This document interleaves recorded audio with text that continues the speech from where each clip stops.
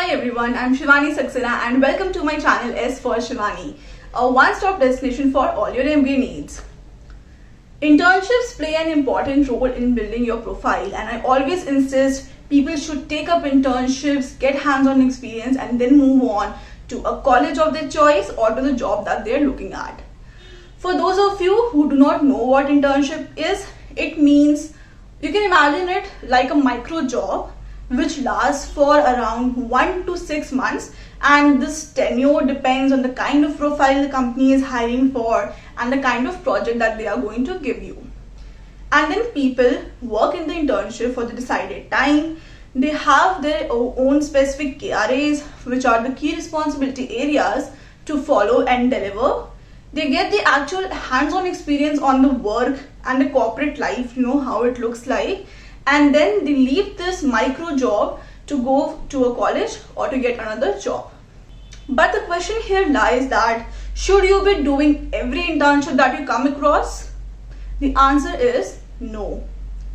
In this video, I am going to discuss how should you figure out which is the kind of internship that is right for you and you should be doing it, and the 5 kind of internships which you definitely should avoid. Before you move ahead, I request you to like this video and subscribe to my channel right away because it gives me motivation to make more videos. Now, first thing, as a student, what should be your priorities? What should be the purpose for you should be doing an internship? Number 1 purpose for anyone looking for internship should be to gain skills. So for example, you are an engineer who is about to start the MBA life. You know the subjects that you are going to study in your MBA are very different from what you studied in your engineering. Also, you are coming from a totally different background and you are looking for a managerial job now. Now, to make yourself stand out and to make yourself more worthy of this managerial position, I recommend that people do an internship. Now, let's say you are doing an internship in marketing or digital marketing domain. Now, during your internship, whoever is your manager, he or she will teach you about how to handle, let's say, social media accounts of the company, how to work on SEO, SEM, and among other things. These are, the most important things for a digital marketer to know. Now, when you get in your MBA, after doing an internship, you're already aware of the concepts that you're actually going to study in your curriculum. And then when you sit for, let's say, summer placements or the final placements, you have already implemented these concepts, whereas some of your batchmates have just studied that. So someone who is implemented and between someone who has read it, who will get priority in placements? Obviously the one who has had the practical experience of doing that particular kind of work. So that is why internships are very important, and the foremost goal you should have in your mind is to gain skills. Number 2 priority or purpose that you should be having in your mind is to diversify your resume. Internships are a great resume pointer. You can broadly write it as a title, and within that you can add 4 to 5 points to fill a resume. Also, if you feel that you are someone who is too much into a similar kind of profile and roles throughout your career, and now let's say you want to make a switch into another field, so this is where internships will play an important role. So if you have a look at my own LinkedIn profile, you will see that I have done internships in the auto industry and digital marketing. I also have experience with my own startup. I have done internship with IIM Ahmedabad in research domain, and within SIBM I also did a consulting internship. So if somebody looks at my resume, they know that I am someone who is constantly working on being relevant in the industry, learning new things and diversifying my experiences, and that is how when I go in the interview, I have a lot of things to talk about which are actually reflective of my own personality. So if you feel that your resume is particularly focusing or is very specialized kind of resume, and if you want to make a change, then go for an internship. Third purpose driving you should be a good brand on the resume. So even if that company is not paying a lot, even if it is an unpaid internship, I'm see not against unpaid internships. I feel that if the brand is good, if the work is good, just go for an unpaid internship. So that is another thing which you can look out for when you are selecting a company for internship. The fourth criteria and the last one should be money. So I have also, I consider myself guilty of doing an internship for money, and practically I didn't learn much out of it. But I think at that time I was already placed, so my priority was not actually gaining skills but was to make money only. So if you feel that at some point you are in need of money, you want to become independent, you don't want to be dependent on your parents, then only go for internships which pay you well but might require certain trivial tasks to be done, or certain things where the knowledge gained is not much, but still you will be able to make some bucks out of it.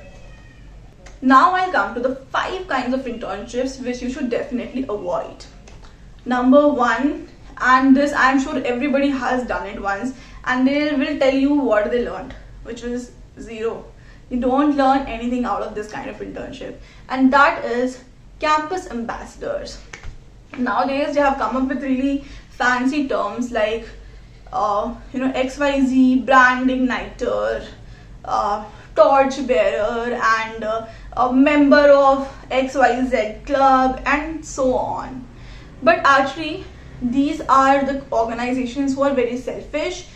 They just want to promote themselves among the student committee that you are a part of, and in return for, let's say, few goodies and a certificate, they exploit you fully. They'll make you do all the dirty work of, let's say, distributing pamphlets, pasting posters in your college, and maybe organize a promotional event for them in your college, all in just return for a certificate and some goodies.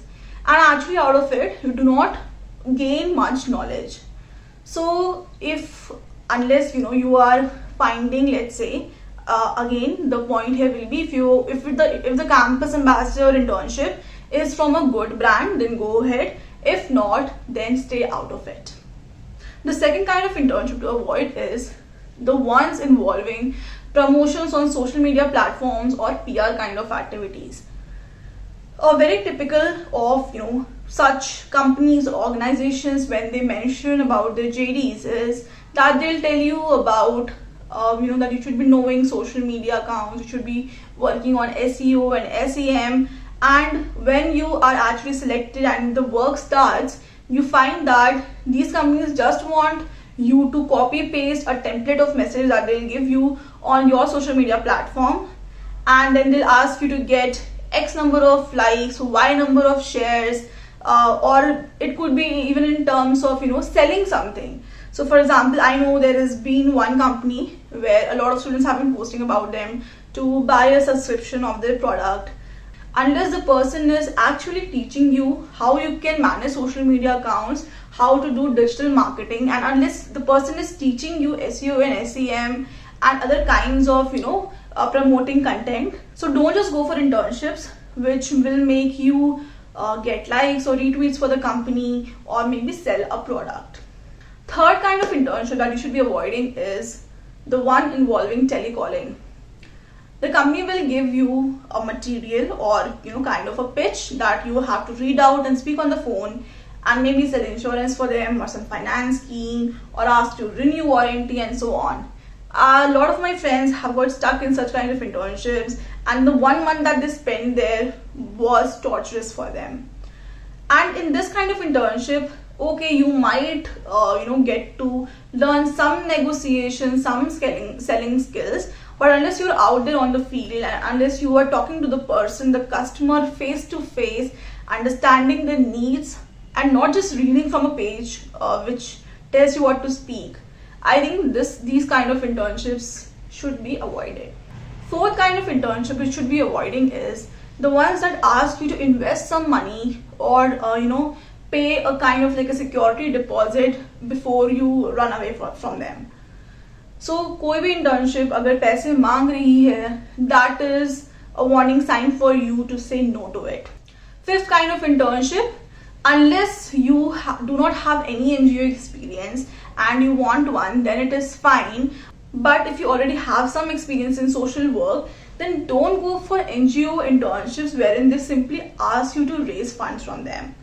And that is also, a kind of similar to internship number 2, which I said, wherein you have to promote the company, get likes or retweets. But in this case, all you have to do is insist people to give money to the NGO. Now, unless the NGO is teaching you, let's say, how to organize a fundraiser, how to strategize it, because as a management student, you're supposed to think about the strategy. Execution comes after that, but you're supposed to work on creating a plan of a course of action for the company.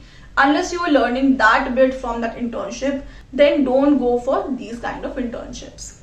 Now, I've given you enough warnings, and you are free to decide the kind of internship that you want to do, but keep the end goal in mind, and that is that when you go for a personal interview, when you submit your resume to get shortlisted, you should have something substantial to talk about and to prove that you really learned something out of that experience. And if you are able to do so, then you can be satisfied that you did a good internship. So that is it about this video. If you have yourself been in any internship where you felt that you got duped by the person or it was a worthless experience, then do let my viewers know about that by mentioning it in the comment section. And if you have any other queries about internships, feel free to mention that as well. Before you end the video, please hit the like button and hit the subscribe button, because it makes me feel that I am doing something worthwhile and whatever content I am making is actually adding value to you. All the best.